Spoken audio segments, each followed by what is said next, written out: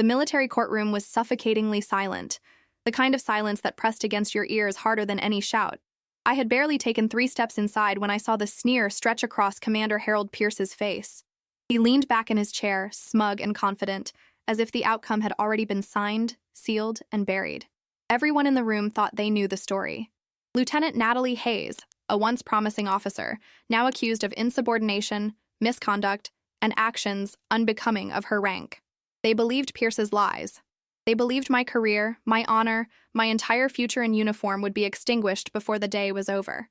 But then it happened. Colonel Samuel Brooks, presiding over the tribunal, froze mid-sentence as his eyes locked on me. His jaw tightened. His hand gripped the edge of the bench, and his voice fell into a hush barely above a whisper. "Wait, is that her?" The words rippled through the courtroom like an explosion. Every soldier straightened at once. The stenographer's hands stilled. Even the officers at Pierce's table faltered, their pens hovering in midair. Because in that instant, they realized who I was. Not just the woman Pierce had tried to silence. Not just another officer being dragged through the mud. I was the very name engraved on the Medal of Honor, a living legacy they had all sworn to respect. And Pierce, who had built his entire case on deception, suddenly looked as if the ground beneath him had cracked wide open.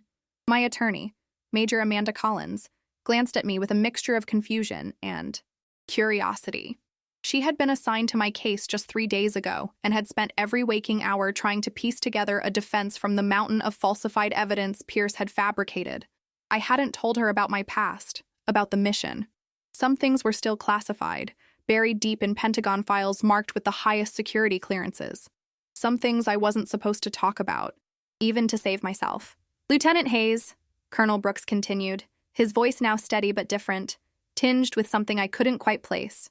"Please approach the bench." The walk to the front of the courtroom felt like crossing a minefield.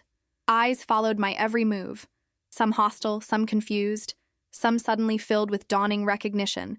My dress blues felt too tight around my throat, and the weight of my service ribbons, the only decorations I was permitted to wear publicly, seemed to press against my chest like accusations.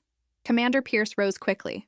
"Sir, with all due respect, this proceeding has already begun and—" "Silence, Commander." Brooks didn't raise his voice, but the steel in it cut through Pierce's objection like a blade. "Lieutenant Hayes, this tribunal has been convened to address serious charges brought against you by Commander Pierce. Before we continue, I need to clarify something."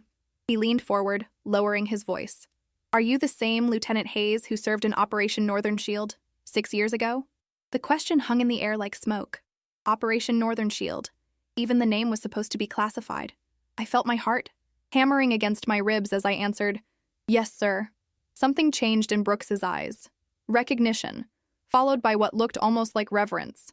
"I see," was all he said, but the 2 simple words carried the weight of mountains. He turned to the tribunal members, 3 senior officers who had been watching the exchange with growing confusion. "This court will take a 1-hour recess, all parties. We'll reconvene at 1100 hours. As the gavel came down, the courtroom erupted into whispers. Pierce's face had transformed from smugness to fury, to something that looked dangerously close to fear. He cornered his legal team, gesturing wildly, his voice a harsh whisper I couldn't quite make out. Major Collins gripped my elbow, steering me toward a small conference room adjacent to the courtroom. "What the hell just happened in there?" she demanded once the door closed behind us. "What's Operation Northern Shield? And why did Colonel Brooks look at you like you were a ghost?" I sank into one of the chairs, suddenly aware of how tired I was. 6 months of fighting Pierce's accusations, 6 months of watching my reputation being systematically dismantled, 6 months of fellow officers crossing to the other side of corridors when they saw me coming. "It's classified," I said automatically. The response drilled into me through years of debriefings and security clearances. Collins slammed her portfolio down on the table. "Not anymore, it isn't. Not if it's going to save your career. Whatever happened 6 years ago just changed everything in that courtroom. I need to know what it is."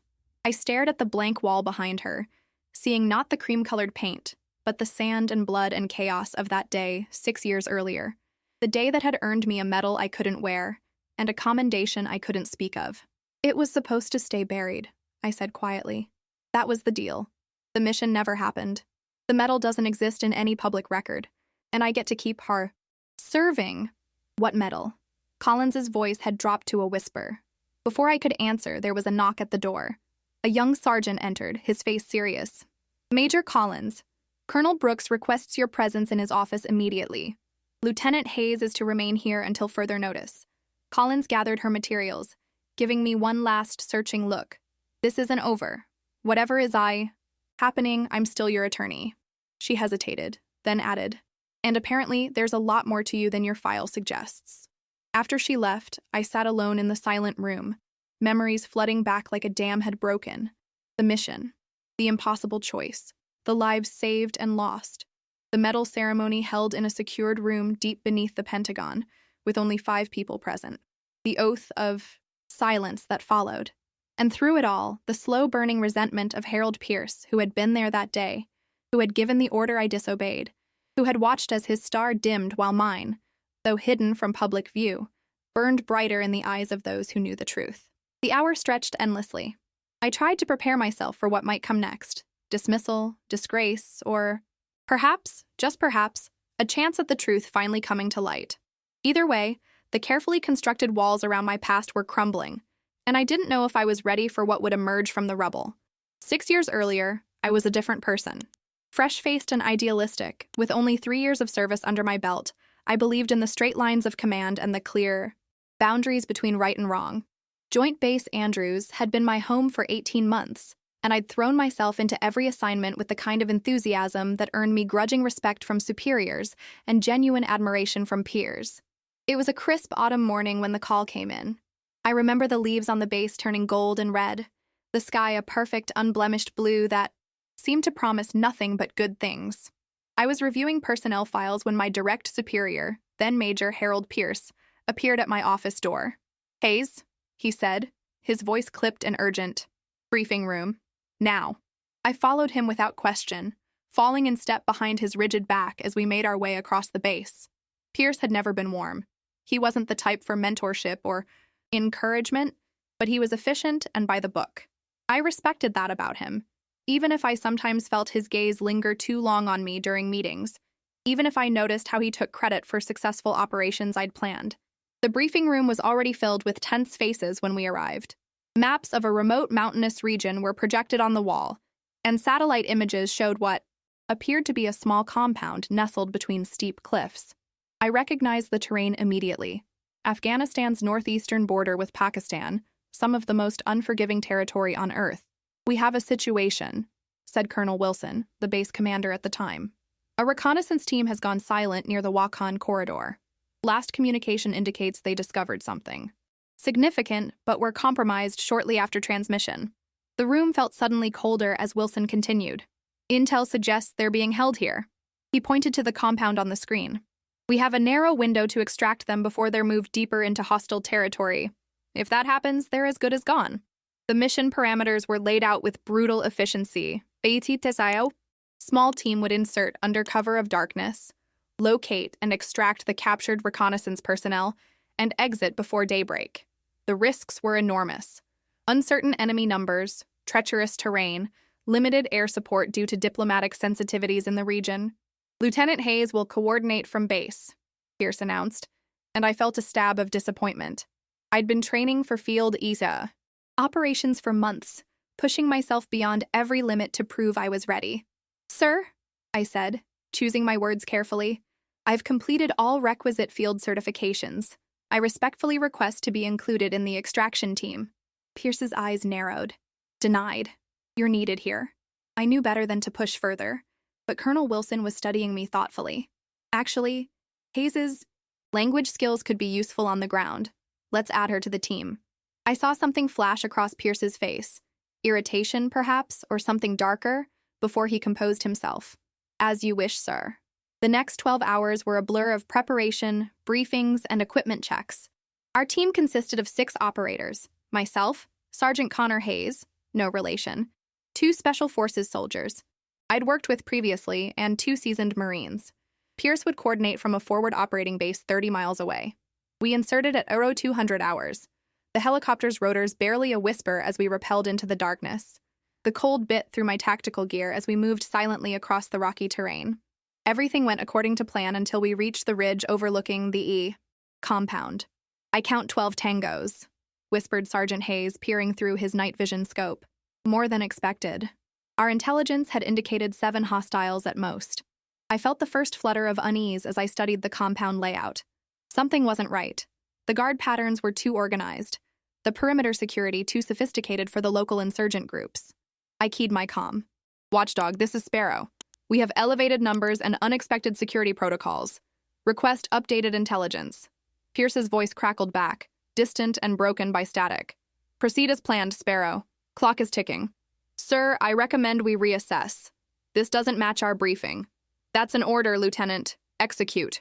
I exchanged glances with Sergeant Hayes, whose face reflected my own concern. But orders were orders. We began our approach, using the shadows and terrain for cover. We were 50 meters from the compound when I saw it. A subtle movement at the far corner of the building, a glimpse of something that made my blood run cold. Hold position, I whispered urgently. I'm seeing potential explosives rigged at entry points. Pierce's response was immediate and dismissive. Negative, Hayes. Your imagination is compromising the mission. Proceed now, or I'm logging this as a direct refusal of orders. But I knew what I'd seen. And I knew something else, too. The lives of my team and the captured reconnaissance personnel depended on what I did next. Team, new plan, I said, switching to our backup comm channel where Pierce couldn't hear us. This is a trap. We're going to create a diversion and find another way in. What followed was the longest night of my life. A careful dance of diversion, precision, and split-second decisions. We discovered our captured teammates not in the main building, but in a hidden bunker beneath it. And we learned that the entire compound was wired to collapse. An elaborate setup designed to eliminate not just the prisoners, but any rescue team that came for them. By dawn, we had extracted all 4 reconnaissance team members, neutralized the threat, and were moving toward extraction. That's when Pierce's voice came back, crystal clear now that we were higher on the ridge. Mission abort. Return to base immediately without the packages.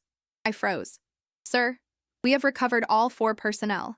They need immediate medical attention. New intelligence indicates compromised identities. Those 4 are to be considered hostile. Leave them and return to base. That is a direct order. I knew it was a lie. I could see the 4 rescued team members, Americans all, 2 of them barely conscious from their injuries and treatment during captivity. One of them was clutching a small hard drive to his chest like it contained the secrets of the universe. And in that moment, standing on that cold mountainside with lives in the balance, I made the decision that would change everything. Negative, watchdog. We are bringing our people home. The hour I spent alone in that small conference room felt like an eternity. My mind raced through the consequences of what was unfolding. 6 years of careful silence, of carrying the weight of that mission alone, were about to collapse. I'd spent so long compartmentalizing that part of my life that having it suddenly thrust into the light left me feeling exposed, vulnerable in a way I hadn't been since that night in Afghanistan. The door finally opened. Major Collins entered, her face unreadable, followed by Colonel Brooks himself. The sight of him, not as the tribunal judge, but as a man who knew my secrets, sent a jolt through me. Lieutenant Hayes, Brooks said, closing the door carefully behind him. I've just spent the past hour in a highly classified call with the Pentagon. I stood at attention, spine rigid, eyes forward. The old habits of military discipline offered a small comfort in the chaos. At ease, Lieutenant, Brooks said, his voice gentler than I had heard it in the courtroom. Please sit down. I sank into a chair, and Brooks took the seat across from me. Major Collins remained standing, clutching her portfolio like a shield. 6 years ago, Brooks began, his eyes never leaving mine. I was a major stationed at Bagram Air Base. I was coordinating intelligence for a particular region, the Wakhan Corridor. My breath caught. He had been there. Not physically on the ground with us, but in the background, one of the faceless voices in the command chain. I remember getting reports of a rescue operation gone sideways. The comms were chaotic. There was talk of a junior officer defying direct orders, of potential casualties, of a catastrophic diplomatic incident in the making. He paused, the lines around his eyes deepening. And then, 12 hours later, I watched as a helicopter landed carrying 4 men we'd all presumed dead, and the junior officer who'd brought them home against impossible odds. Major Collins looked between us, clearly trying to piece together this history she hadn't been privy to. What Commander Pierce has conveniently left out of his accusations, Brooks continued, is that he was the commanding officer who ordered you to abandon American personnel in hostile territory. He's also omitted the fact that the intelligence those 4 men carried revealed a network of double agents that reached into the highest levels of regional command, including individuals Pierce had been working closely with. The revelation hung in the air like smoke. I had known Pierce's order had been wrong, unconscionable even, but I had never known why he had given it. The pieces were finally clicking into place. Pierce's career should have ended that day, Brooks said, his voice hardening. Instead, powerful friends protected him, buried the report, and repositioned him. But they couldn't erase what you'd done. The Medal of Honor was presented in secret. Your name added to a classified list of recipients whose actions cannot be publicly acknowledged for reasons of national security.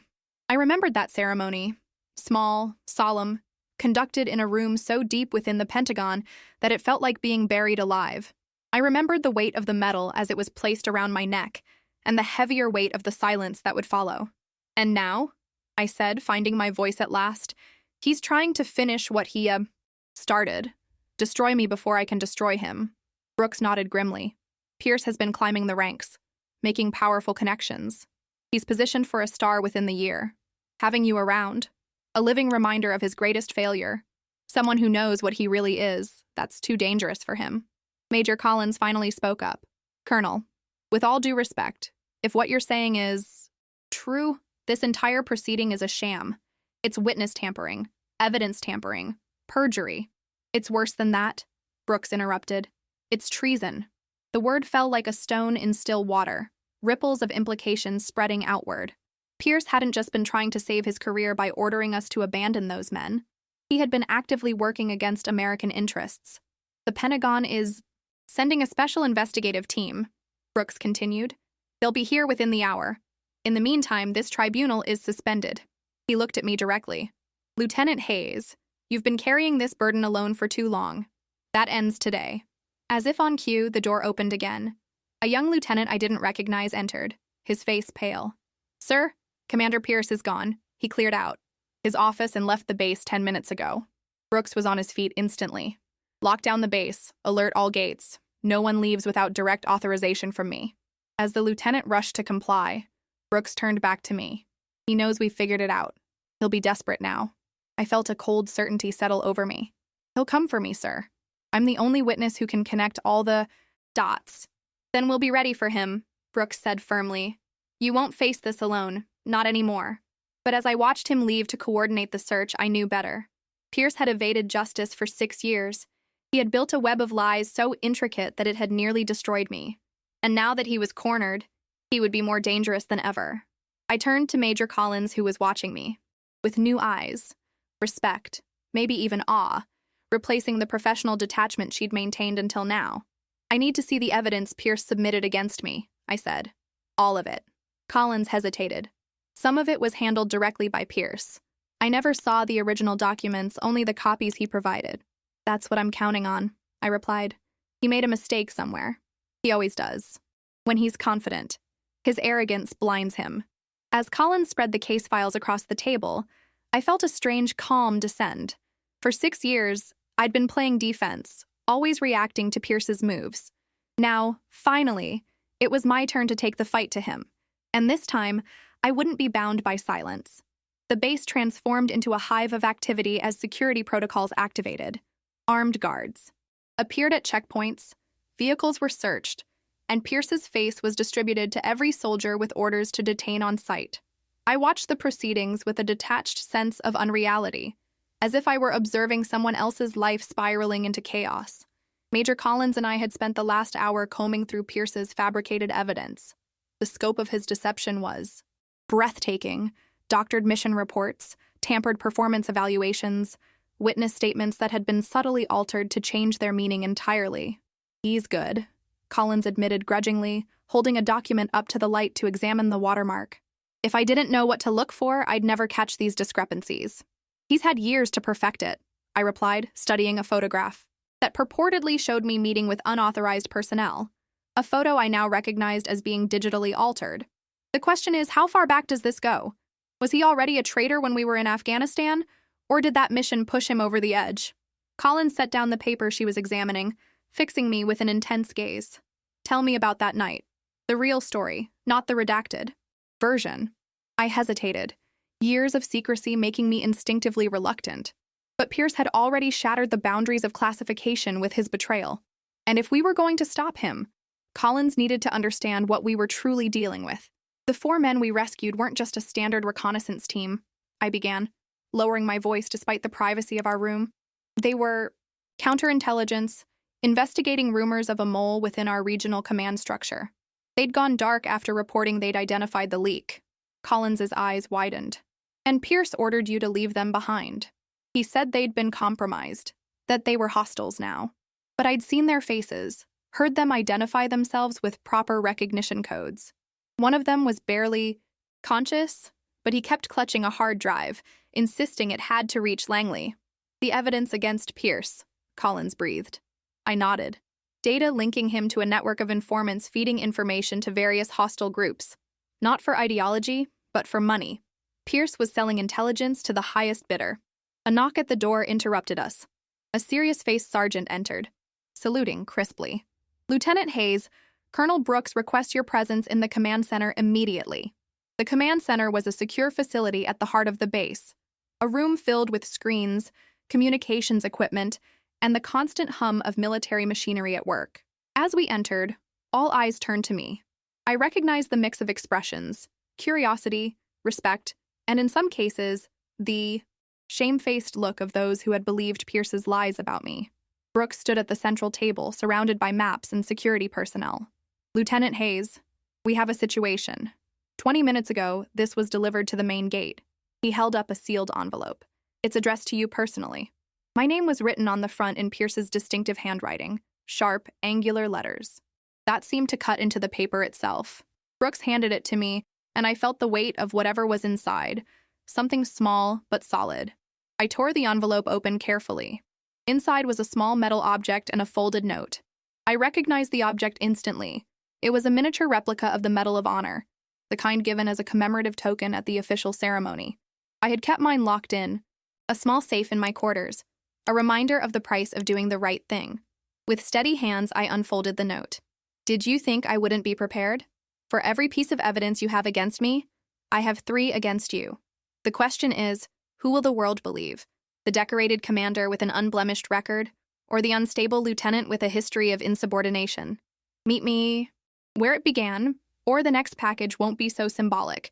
You have until midnight. I read it aloud, watching the faces around me harden with each word. He's bluffing, one of the security officers said confidently. We have the Pentagon team arriving any minute. His career is over. But I knew better. Pierce never bluffed. If he said he had evidence, he did, even if he had to manufacture it. And the threat in those final lines was unmistakable. Where it began? Brooks mused. He means Afghanistan? I shook my head. No, he means where it began for us. The first time I challenged his authority. I looked up, meeting Brooks's concerned gaze. The old training grounds at Langley.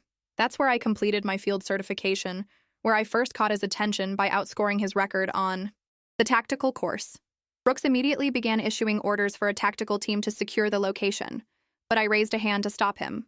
He'll see them coming, sir, and he's made it clear this is between him and me. Absolutely not, Brooks said firmly. You are not facing him alone. I stood my ground. With respect, Colonel, that's exactly what I need to do. Pierce knows me, knows how I think, how I operate. He's expecting me to bring backup, but what he's never understood is why I do what I do. He thinks I'm motivated by glory or recognition. He's never grasped that I simply cannot leave people behind. Brooks studied my face, seeing the determination there. You're talking about going in without support, without backup. That's not courage, Lieutenant. That's suicide. Not without backup, I corrected. Just without obvious backup. I need a small team, people Pierce doesn't know, positioned discreetly. And I need something else. I paused, the plan forming as I spoke. I need a wire. If Pierce is as arrogant as I think he is, he'll want to gloat, to explain how he nearly destroyed me. And when he does, we'll have him on record. For a long moment, Brooks was silent, weighing the risks. Finally, he gave a curt nod. 2 hours to prepare. A 4-person team at your disposal. But Hayes, his voice softened slightly. If this goes wrong, I can't protect you. Not even a Medal of Honor will save you if you're acting outside the chain of command. I smiled grimly. With respect, sir. That's never stopped me before. As the room burst into activity, selecting teams, members gathering equipment, developing contingency plans, I felt a strange sense of peace. For 6 years, Pierce had been haunting me, a shadow at the edges of my life. Now, finally, I was walking into the darkness to confront him. And this time, I wouldn't be the only one carrying secrets when the sun rose. Dusk was settling over the training grounds when I arrived, the facility a skeleton of its former self. After budget cuts 3 years ago, this particular corner of Langley had been largely abandoned, the tactical courses relocated to newer facilities across the base. What remained were concrete structures overgrown with ivy, obstacle courses slowly surrendering to nature, and the ghosts of countless military careers forged in sweat and determination. I parked my vehicle at the designated spot, a half-mile from where I expected Pierce to be waiting. The communications device in my ear was nearly invisible, the wire running beneath my civilian clothes undetectable unless someone was looking for it. I wasn't in uniform. This wasn't official military business anymore. This was personal. Testing communications, I murmured, adjusting the small microphone hidden at my collar. Clear signal, came the response from Sergeant Rivera, the communications specialist Brooks had assigned to my makeshift team. We have your location. Team is in position. The team consisted of 4 people I'd never worked with before, faces Pierce wouldn't recognize. They had spread out around the perimeter of the old training ground, positioned to intercept Pierce if he tried to flee or to intervene if things went south. Remember, I said quietly as I began walking toward the rendezvous point, no move unless I give the signal. Pierce is smart and paranoid. If he senses a trap, he'll vanish, and we'll never get another chance. Understood, Lieutenant, Rivera replied. We're ghosts until you need us.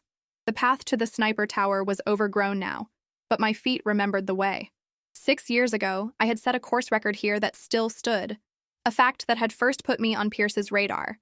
He had been the previous record holder, and my achievement had bruised his ego in a way I hadn't fully appreciated at the time.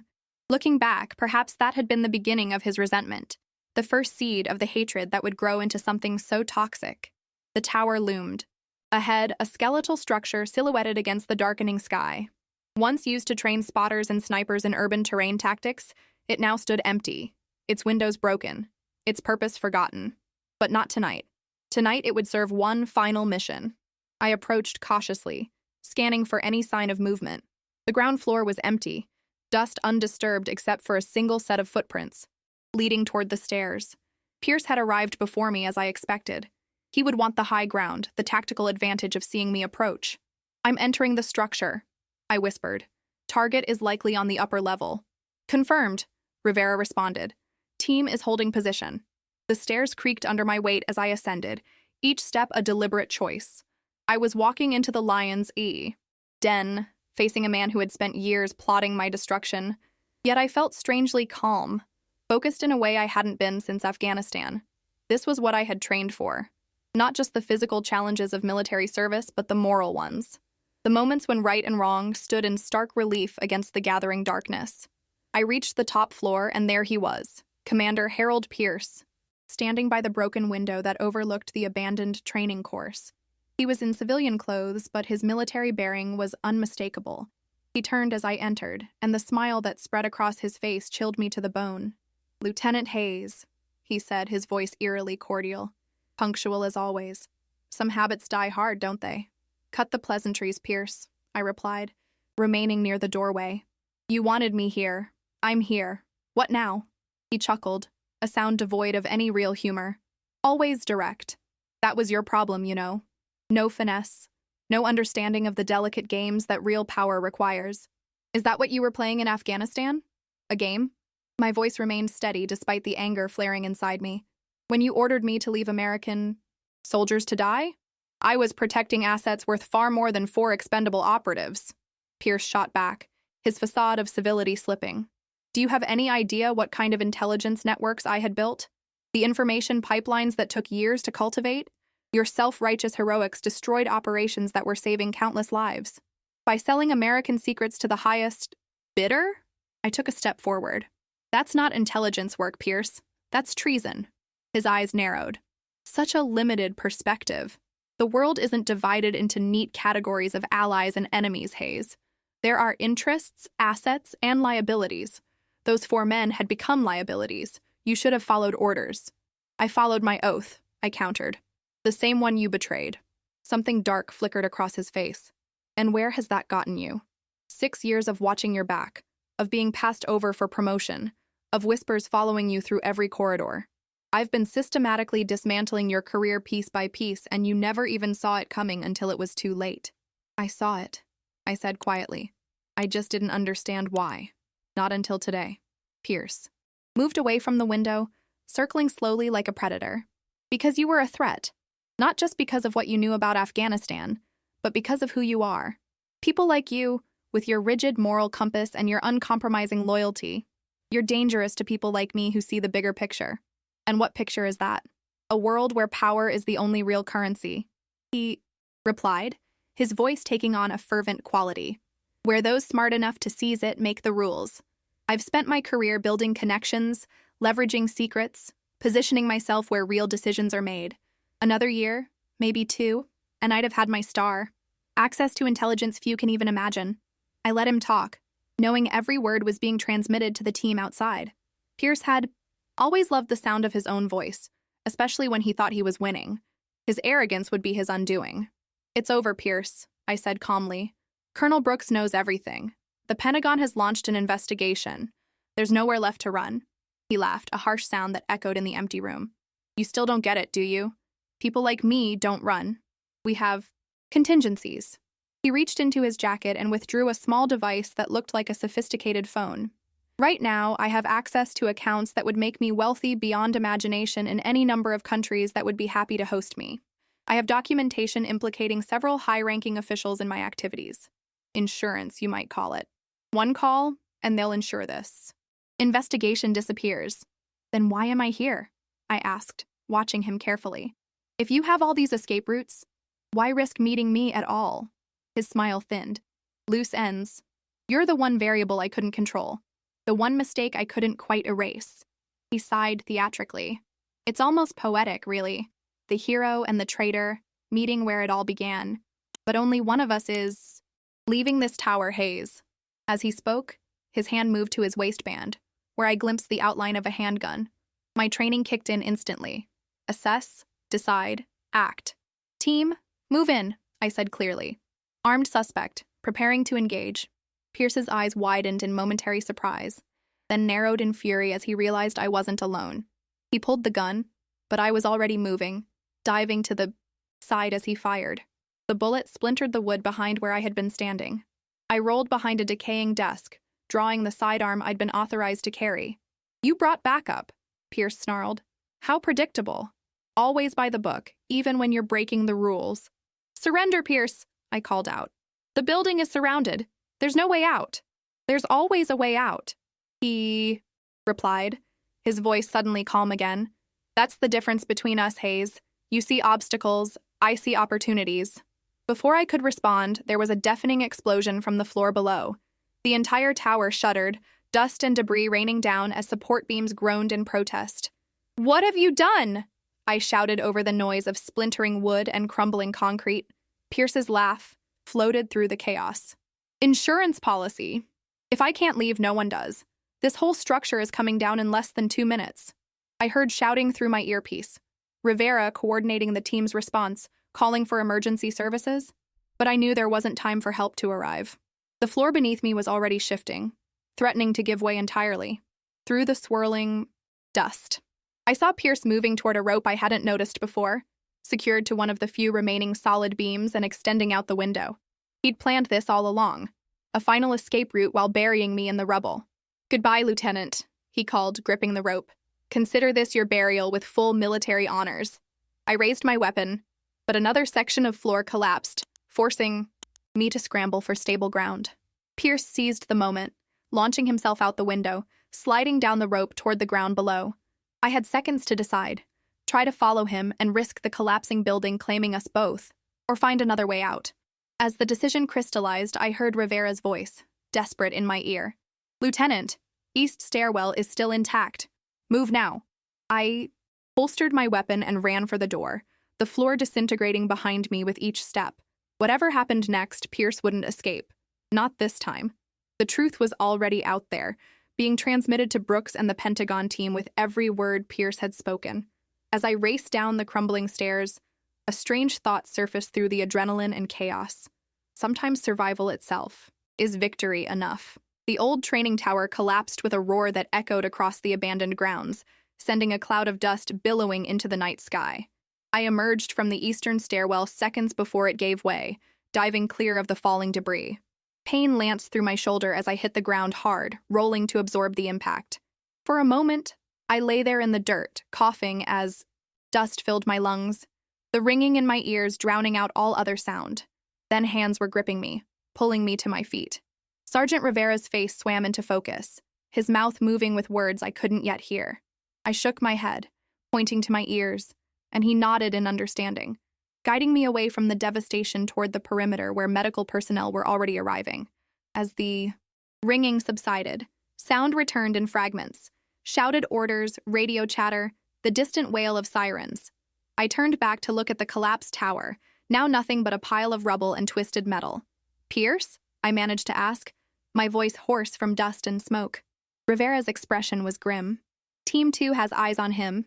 He made it down the rope, has a vehicle stashed about a quarter-mile west. They're in pursuit but maintaining distance per your orders. I nodded, wincing as a medic began examining my shoulder. "Keep tracking him. Don't engage unless absolutely necessary. He's still armed and now he's desperate." "Yes, Lieutenant," Rivera replied, relaying the instructions through his comms unit. The medic finished her assessment, informing me that my shoulder was likely dislocated, but not broken. The pain was a dull throb now, manageable with the adrenaline still coursing through my system. "I need to get back to base," I told her, attempting to stand. "Not until I stabilize that shoulder," she insisted, her tone brooking no argument. "Colonel's orders." I submitted to her ministrations, my mind racing ahead. Pierce had revealed more than he intended in that tower. He'd mentioned documentation implicating others, offshore accounts, contingency plans. If we could access that information, we could potentially uncover an entire network of corruption within the military hierarchy. A military police vehicle pulled up, and Colonel Brooks himself stepped out, his face set in lines of concern and determination. He strode directly to where I sat being treated. "Lieutenant Hayes," he said, his voice tight with controlled anger. "I should court-martial you for this stunt." "Yes, sir," I acknowledged. "But did you get the transmission?" His expression softened slightly. Every damning word. Pierce didn't just implicate himself, he named names. High-ranking officers, intelligence officials, foreign contacts. The Pentagon team is already moving on that information. And Pierce? Still on the run, but he won't get far. Every law enforcement agency in the region has been alerted. Border Patrol, airports, train stations, all on high alert. He's toxic now, Lieutenant. Even his so-called insurance policies won't help him. The medic finished securing my arm in a sling, giving me instructions I barely registered. As soon as she moved away, I stood, ignoring the pain. That shot through my shoulder. "I need to be there when they bring him in," I said. Brooks studied me for a long moment before nodding. "You've earned that much. But from now on, you follow protocol to the letter. No more lone wolf heroics. Clear?" "Crystal, sir." We were about to leave when Rivera rushed over, his expression urgent. "Colonel, Lieutenant, we've got a situation. Pierce has, barricaded himself in an old munitions bunker half a mile from here. Says he'll only surrender to Lieutenant Hayes." Brooks immediately began shaking his head. "Absolutely not. He's already tried to kill you once tonight." "With respect, sir," I countered. "This may be our best chance to bring him in alive, with all the intelligence he possesses intact." "It's clearly a trap," Brooks argued. Of course it is," I agreed. "But it's a trap where we set the terms." 20 minutes later, I stood outside the entrance to the long-abandoned munitions bunker, a relic from an earlier era of Langley's history. Special Forces operators had taken positions surrounding the area, snipers covering every potential exit. I wore a tactical vest despite my injured shoulder, a precaution Brooks had insisted. And upon "Pierce?" I called out, my voice echoing in the darkness. "It's Hayes. You wanted to talk? Let's talk." Silence stretched for several seconds before his voice responded, strained and hollow from within the concrete structure. "Just you, Hayes. Anyone else tries to enter and I detonate what's left of this place." "No explosives left in there," I replied calmly. "This bunker was decommissioned 15 years ago. They cleared everything out." A bitter laugh echoed from the darkness. Always so confident. But are you willing to bet your life on that assessment? Or the lives of those men surrounding us right now? I took a deep breath, considering my options. Pierce was cornered, desperate, the most dangerous kind of adversary, but also the kind most likely to make mistakes. I'm coming in, I announced, ignoring the protests in my earpiece. Alone, as requested. I stepped toward the entrance, the heavy steel door hanging partially open. As I crossed the threshold, I switched on the tactical light attached to my vest, illuminating a narrow corridor leading deeper into the bunker. Keep walking, Pierce's voice directed from somewhere ahead, all the way to the main chamber. I moved forward cautiously, alert for any sign of tripwires or improvised devices. The walls were bare concrete, damp with condensation and age. After about 30 meters, the corridor opened into a larger chamber, what had once been the main storage area for munitions. Pierce stood in the center, illuminated by a small lantern he had placed on the floor. He looked different, now disheveled, his composure finally cracking. The gun in his hand was pointed directly at my chest. That's far enough, he said, his voice unnaturally calm for a man whose world was collapsing. You know, I almost admire your persistence, Hayes. Almost. It's over, Pierce, I said simply, stopping just inside the chamber. The recordings from the tower have already been transmitted to Washington. Special forces teams are moving against your contacts as we speak. Whatever leverage you thought you had is gone. His smile was tight, almost pained. Not quite everything. I still have one card to play. He reached slowly into his pocket with his free hand, withdrawing a small metal object that gleamed in the lantern light. My Medal of Honor. The real one, not the replica he had sent to the base. Found this in your quarters, he said, watching my reaction carefully. Amazing what access a commander can get when he cites national security concerns. I've been planning this for longer than you realize. I kept my expression neutral, though the sight of him holding my medal, the symbol of everything I had sacrificed and endured, sent a surge of anger through me. What's your play? Here, Pierce? That medal won't buy you freedom. No, he agreed, but it might buy me a better deal. You see, I know things, Hayes. Names, operations, secrets that would shake the foundations of national security if they came to light. The kind of intelligence that makes prosecutors willing to negotiate. I took a step forward, careful to keep my movements slow and non-threatening. There won't be any deals. Not after what you've done. We'll see, he replied, his finger tightening slightly on the trigger of his gun. But first, I want to know something. All these years, all the obstacles I put in your path, why didn't you break? Anyone else would have resigned, taken a civilian job, walked away with their sanity intact. Why stay and fight a battle you couldn't possibly win? The question caught me off guard. Of all the things Pierce might have wanted to know in what could be his final moments of freedom, this seemed oddly personal. I studied his face, seeing something I hadn't noticed before, a genuine bewilderment, as if my persistence was a puzzle he had never been able to solve. Because it was never about winning, I answered truthfully. It was about doing what was right, regardless of the cost. Something you wouldn't understand. A flicker of something, regret, bitterness, crossed his face. No, I suppose I wouldn't. He sighed, the gun wavering slightly in his hand. We could have been quite a team, you know. Your field skills, my strategic mind. Unstoppable. We were never on the same side, Pierce. Not really. His expression hardened again. No. And now, here we are. The hero and the villain, at the final confrontation. Very theatrical. He tossed my medal toward me. It clattered to the concrete floor between us. Pick it up. You've earned it, after all. I recognized the ploy immediately. Get me to bend down. Make myself vulnerable. You first. Put the gun down, and we both walk out of here alive.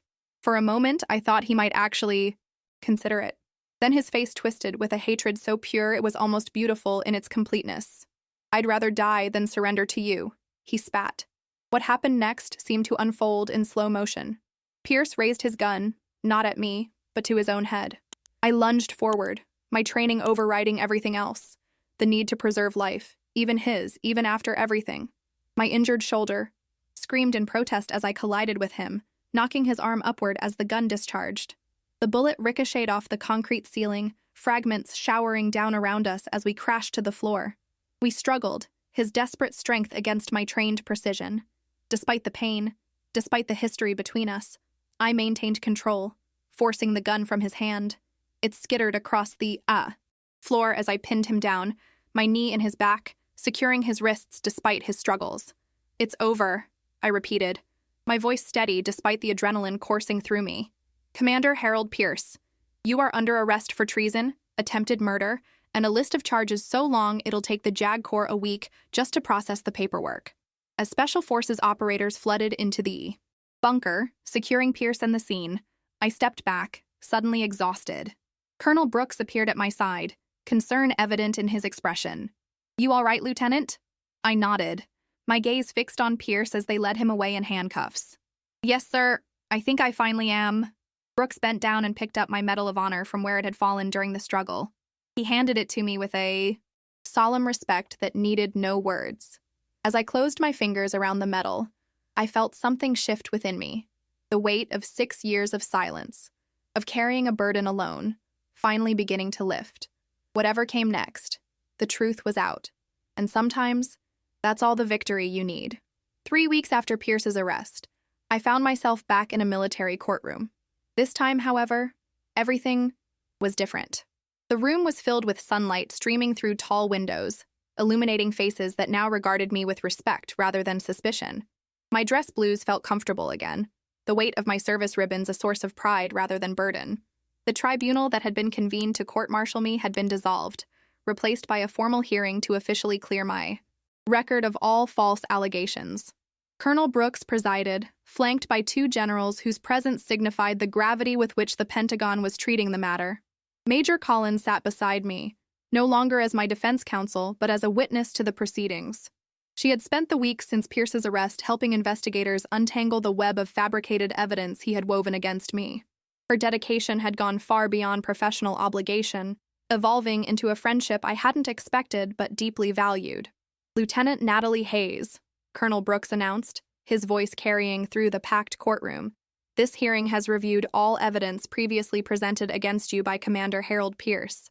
We have determined that said evidence was falsified, manipulated, or coerced as part of a systematic campaign to discredit you following your actions during Operation Northern Shield." A murmur rippled through the assembled officers and personnel. Operation Northern Shield was no longer classified, at least not the parts involving Pierce's treason and my actions to save the reconnaissance team. The Pentagon had made the calculated decision to release enough information to clear my name while keeping sensitive operational details secured. Furthermore, Brooks continued, "This hearing acknowledges the extraordinary circumstances that led to your receipt of the Medal of Honor, and recognizes that the classification of said honor placed you in an untenable position when facing accusations you could not fully defend against without violating security protocols." I sat perfectly still, maintaining my composure despite the emotion welling inside me. 6 years of doubt, of whispers behind my back, of watching my career stagnate while others were promoted. All of it was finally being addressed in the light of day. By unanimous decision of this panel, all charges against Lieutenant Hayes are hereby expunged from her record. All reprimands, notations, and evaluations influenced by Commander Pierce's campaign are to be struck. Lieutenant Hayes's record will reflect her true service history, including appropriate recognition of her actions during Operation Northern Shield. Brooks paused, looking directly at me with something like paternal pride. "Lieutenant Hayes, please rise." I stood, my injured shoulder still in a sling but healing. "Well, in light of the extraordinary circumstances of your service, your unwavering dedication to duty despite personal cost, and upon review of your complete service record as it should have been maintained, this panel recommends your immediate promotion to the rank of captain, with consideration for accelerated advancement to major within the next fiscal year." The room erupted in applause, spontaneous, genuine, and thunderous. I blinked rapidly, fighting back tears that threatened to break through my professional demeanor. Major Collins squeezed my arm gently, her own eyes suspiciously bright. As the applause died down, Brooks added, "This hearing is adjourned. Captain Hayes, please remain for the formal promotion ceremony, which will commence in 30 minutes. As people, I began filing out. Many stopped to congratulate me, some offering apologies for having believed Pierce's lies. I accepted both with grace, understanding that they too had been victims of his manipulation in different ways. Sergeant Connor Hayes, still no relation, approached with a broad smile. He had been one of the few who had stood by me, risking his own career to provide testimony about Pierce's falsified reports. "Never doubted you for a second, ma'am," he said, offering a crisp salute. "Liar?" I replied with a smile, returning his salute before pulling him into a quick embrace. "But I appreciate the sentiment." "What happens now?" he asked as we separated. "With Pierce, I mean." My smile faded slightly. "Military tribunal, closed to the public due to the classified nature of his crimes.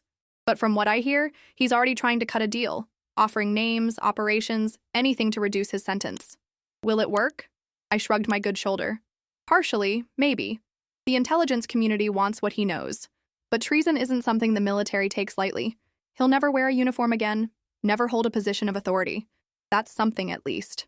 Connor nodded, seemingly satisfied. "And you? After the promotion ceremony?" That was the question I'd been asking myself since the night in the bunker. With my name cleared, my rank restored and advanced, my future in the military was suddenly wide open again. The path I had always envisioned for myself was once more within reach, but something had changed within me during those 6 years of fighting shadows. I had seen the cost of blind loyalty, the danger of unquestioned authority. I had learned that sometimes doing the right thing meant standing alone against the very institution you had sworn to serve. "I've been offered a position with the Inspector General's office," I told him, "investigating allegations of misconduct within the chain of command, ensuring that what happened to me doesn't happen to others." Connor's eyebrows rose. "Watchdog duty? That won't make you popular." "I'm not looking for popularity," I replied. "Just purpose." Before he could respond, Major Collins approached, elegant in her dress uniform.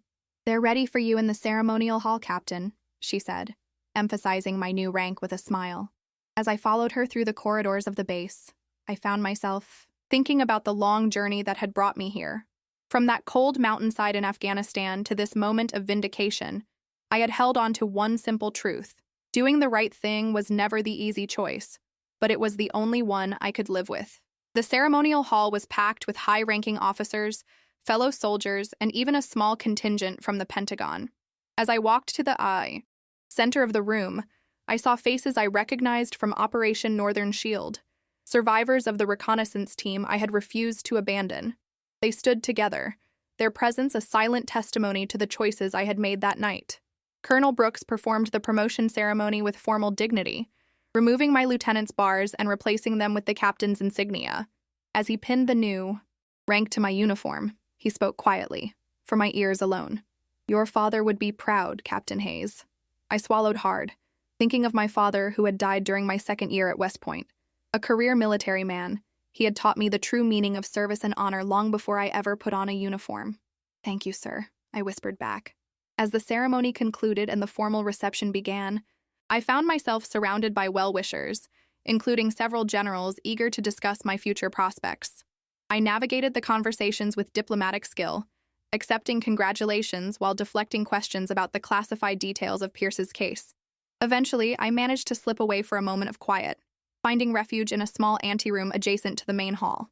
I needed space to process everything that had happened, to acknowledge the journey and prepare for what came next. I was startled from my thoughts by a soft knock at the door. A woman in civilian clothes entered, Dr. Elizabeth Morgan, the military psychologist who had been assigned to evaluate me following the incident at Langley. "Captain Hayes," she greeted me warmly. "I hope I'm not intruding." "Not at all, Doctor," I assured her, gesturing to the chair opposite mine. "Just taking a moment to breathe." She sat down, studying me with professional interest. "How are you feeling?" And I'm asking as your doctor, not as a courtesy. I considered the question seriously. "Vindicated, relieved, uncertain about the future, but in a good way, I think." She nodded. "All perfectly normal responses. You've been through an extraordinary ordeal. Not just the recent events, but the years of isolation and doubt that preceded them. Recovery from that kind of experience isn't linear." "I'm not sure recovery is the right word," I replied thoughtfully. "I'm not the same person I was before all this happened. I'm not sure I want to recover that version of myself." Dr. Morgan smiled, a genuine expression that reached her eyes. "That's actually a very healthy perspective, Captain. Growth often comes from our most challenging experiences. The question is, how will you use what you've learned?" I thought about the position with the Inspector General, about the opportunity to ensure that power was never again abused the way Pierce had abused his. about the chance to be a voice for those who might otherwise go unheard within the rigid hierarchy of military structure. By remembering, I said finally, by never forgetting what it feels like to stand alone against a system that's supposed to protect you, and by making sure others don't have to face that alone. As Dr. Morgan and I continued our conversation, discussing the path forward and the support systems I would need, I felt a sense of purpose solidifying within me. Pierce had tried to destroy me because I represented everything he had betrayed: honor, integrity, the willingness to sacrifice personal gain for the greater good. In fighting to survive his campaign, I had only become more committed to those values. Outside the anteroom, I could hear the reception continuing. Laughter, conversation, the sounds of careers advancing, and connections being made. Soon I would return to that world, take my place in it with new rank and renewed purpose. But for now, in this quiet moment of reflection, I acknowledged the truth that would guide whatever came next. Sometimes the greatest victories are the ones no one sees. The battles fought not for glory or recognition, but simply because they're right. And those are the victories worth every sacrifice. 6 months after my promotion to captain, I stood once again before a military tribunal. This time, however, I wasn't the accused. I was the primary witness against Commander Harold Pierce in his court-martial for treason, conspiracy, falsification of military records, and attempted murder. The courtroom was sealed, the proceedings classified due to the sensitive nature of the evidence being presented. Only those with the highest security clearances were permitted to attend. Among them sat the 4 members of the reconnaissance team from Operation Northern Shield, now allowed to testify publicly about what had occurred that night in Afghanistan. Pierce sat at the defense table, his posture rigid, his face a mask of cold calculation. He had traded his commander's uniform for the plain clothes of a prisoner awaiting judgment. Despite the overwhelming evidence against him, he had refused all plea deals that would require a full confession. His military attorney looked resigned, aware that they were fighting a losing battle against the mountain of evidence I had helped compile. As I took the witness stand, Pierce's eyes locked onto mine. I expected to see hatred. There, perhaps a final flash of the arrogance that had defined him throughout our history. Instead, I saw something more disturbing: emptiness. As if the man who had orchestrated years of deception and betrayal had retreated inside himself, leaving only a shell behind. The military prosecutor, Colonel Jacobs, approached the stand. "Captain Hayes, please describe for the court your first encounter with Commander Pierce in a combat situation." For the next 2 hours, I methodically recounted everything, from that first mission in Afghanistan to the night at Langley when Pierce had tried to bury both me and the evidence of his crimes. I spoke clearly and dispassionately, presenting facts rather than emotion. The transcript of Pierce's confession in the tower, captured by my wire, had already been entered into evidence, but my testimony provided the context needed to understand the full scope of his betrayal. Throughout my testimony, Pierce remained impassive, though I noticed his attorney making fewer objections as the hours wore on. The evidence was simply too overwhelming to contest. When Colonel Jacobs finished his questions, Pierce's attorney declined to cross-examine me. It was a tacit admission that challenging my account would only strengthen the case against his client. As I was dismissed from the witness stand, I passed close to Pierce's table. He spoke, his voice pitched low enough that only I could hear. "It should have been you, Hayes. You should have broken years ago." I paused, meeting his gaze directly for the first time since the night in the bunker. "That was, always your mistake, Pierce. You never understood what you were really fighting against." I left him there, surrounded by the consequences of his choices, and walked out of the courtroom with my back straight and my head high. I didn't need to stay for the verdict. We all knew what it would be. Outside, Major Collins was waiting, now Lieutenant Colonel Collins following her own promotion. "How did it go?" she asked, falling into step beside me as we walked across the base. "As expected," I replied. "He's finished." She nodded, satisfaction evident in her expression. "The new team at the IG's office is making progress on the network he built. 3 colonels have been quietly retired, and there's an ongoing investigation into contacts at the Pentagon. The Inspector General's office had become my new home in the months since my promotion. The work was challenging and often thankless. Investigating allegations of misconduct within the military's own ranks was never going to win popularity contests. But it mattered. It was necessary. And I was good at it. "Any word on the Richardson case?" I asked, referring to a sergeant who had reported supply theft by his commanding officer only, to find himself facing trumped-up disciplinary charges. Your report convinced them to open a formal investigation, Collins replied. The CO has been temporarily relieved pending the outcome. Richardson has been reassigned to protect him from retaliation. I felt a small surge of satisfaction. Each case like this was a step toward the kind of military I had always believed in, one where integrity mattered more than rank, where doing the right thing wasn't punished. We reached the small park at the center of the base, where a ceremony was already underway. Today, Sergeant Connor Hayes was being awarded the Bronze Star for his actions during a recent deployment. I had made sure to be back from Washington in time to see it. We stood at the back of the gathered crowd, watching as the base commander pinned the medal to Connor's chest. His face was solemn but proud as he accepted the honor. In the front row, his family watched with tear-filled eyes, his wife holding their infant daughter, his parents standing tall with unmistakable pride. After the ceremony, Connor made his way through the crowd toward us, Bronze Star gleaming against his uniform. "Captain Hayes," he greeted me with a salute, which I returned before embracing him briefly. "Didn't expect to see you here. Thought you'd be tied up with the Pierce trial. And miss seeing you get the recognition you deserve? Not a chance, Sergeant." I smiled genuinely. "Congratulations. It's well earned." He glanced down at the medal, a hint of embarrassment crossing his face. "Just did my job, ma'am. Nothing special about that." "We both know that's not true," I replied seriously. "Doing your job when everything around you is going according to plan, that's expected. Doing your job when the world is falling apart around you, when the easy choice would be to run or surrender, that's what separates soldiers from heroes." Connor looked at me with sudden understanding, recognizing that I wasn't just talking about his recent actions, but also about what had happened on that mountainside in Afghanistan years ago. "Permission to speak freely, Captain?" he asked. "Always. You changed things, you know. Not just for yourself, but for all of us. The way people talk now, the way they're not afraid to question orders that don't feel right, that's because of you. Because you stood your ground when it would have been easier to give in." His words caught me off guard, touching something deep within me that I hadn't fully acknowledged. In all the months of fighting for my reputation, of seeking justice against Pierce, I had focused on personal vindication. I hadn't considered the broader impact my stand might have had on others.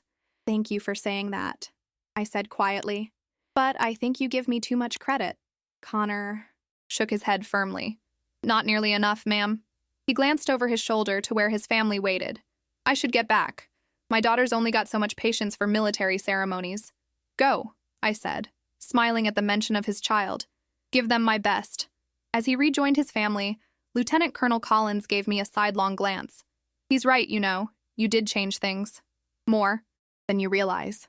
I didn't respond immediately, watching as Connor lifted his daughter into his arms, her small hands reaching for the shiny new medal on his chest. The simple joy in that moment, a soldier holding his child, honored for his service, surrounded by love and respect, represented everything worth fighting for. "Maybe," I conceded finally. But it wasn't just me. It was everyone who refused to look the other way. You, Connor, Colonel Brooks, even those 4 men from the reconnaissance team who survived to tell the truth when they finally could. Collins nodded thoughtfully. "A chain is only as strong as its weakest link, but it's also true that one strong link can hold the rest together when everything else is failing." We began walking again, heading toward the administration building, where I had a meeting with the base commander to discuss improvements to the reporting process for misconduct allegations. "Any regrets?" Collins asked suddenly. "About how everything played out?" The question gave me pause. If I had kept my head down that night in Afghanistan, followed Pierce's orders to abandon those men, my career might have progressed smoothly. I might be commanding my own unit now, without the years of struggle and isolation. I might never have known what it was to stand alone against a system that had turned its back on me.